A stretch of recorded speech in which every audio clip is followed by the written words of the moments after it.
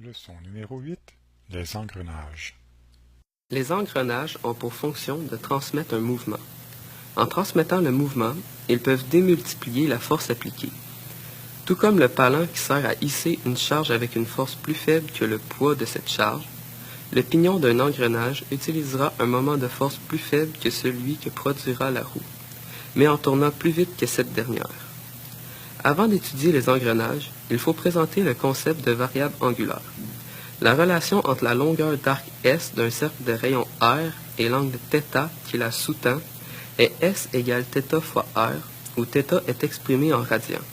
Si la longueur d'arc est la circonférence du cercle, nous obtenons bien que la circonférence est égale à 2πr.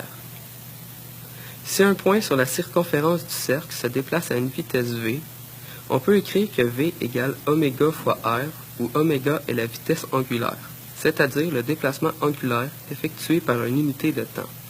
De la même manière, l'accélération le long de la circonférence du cercle peut s'écrire a égale alpha fois r, où alpha est l'accélération angulaire, c'est-à-dire la variation de vitesse angulaire par unité de temps.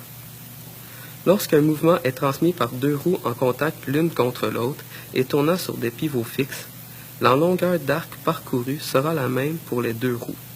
On peut donc écrire que S1 égale S2, qui devient en termes de variable angulaire, θ1 fois R1 égale θ2 fois R2.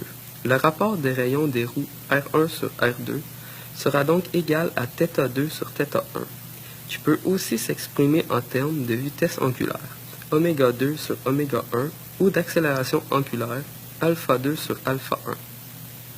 Si les roues sont dentées, le nombre de dents de chacune d'elles est proportionnel à leur circonférence et donc à leur rayon.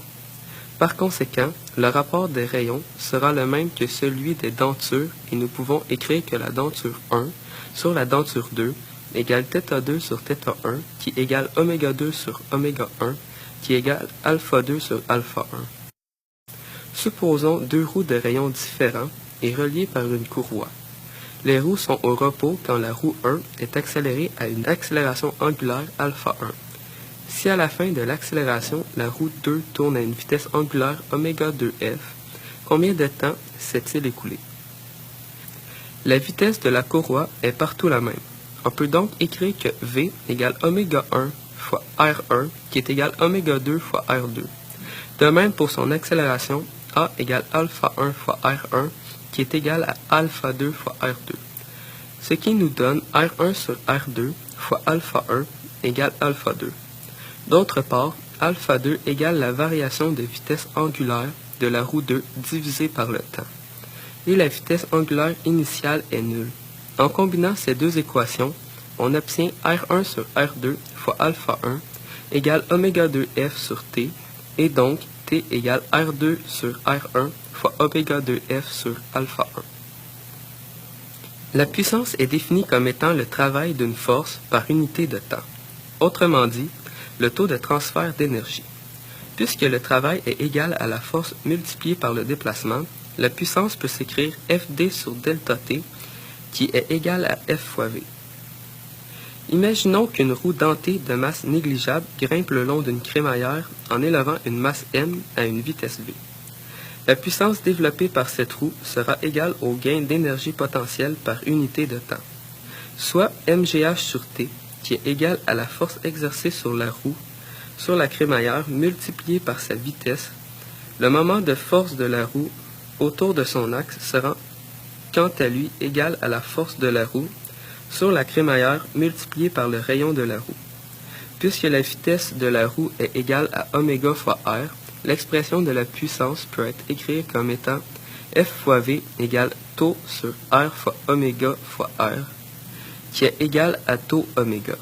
À partir d'une seule définition, nous avons donc trois façons d'écrire la puissance selon les données du problème. Un treuil hisse une masse m sur une hauteur h en un temps t à une vitesse constante. Le treuil est relié par une roue dentée à un pignon motorisé. Quelle est la puissance du moteur entraînant le pignon s'il n'y a aucune perte d'énergie dans ce système? La puissance étant égale au taux de transfert d'énergie, P égale la variation d'énergie potentielle par unité de temps qui est égale à mgh sur t, quelle est la vitesse du moteur? Le treuil doit hisser la masse à une vitesse h sur t et doit donc tourner à une vitesse angulaire oméga égale à v sur t égale h sur r fois t. La vitesse angulaire du pignon multipliée par sa denture égale la vitesse angulaire du treuil multipliée par la denture de sa roue. On obtient comme vitesse angulaire du pignon, et donc celle du moteur, oméga p égale h sur rt fois 15 sur 10 égale 1,5 h sur rt. Selon le nombre de dents présentes sur le schéma, le moteur tournera donc une fois et demie plus vite que le treuil.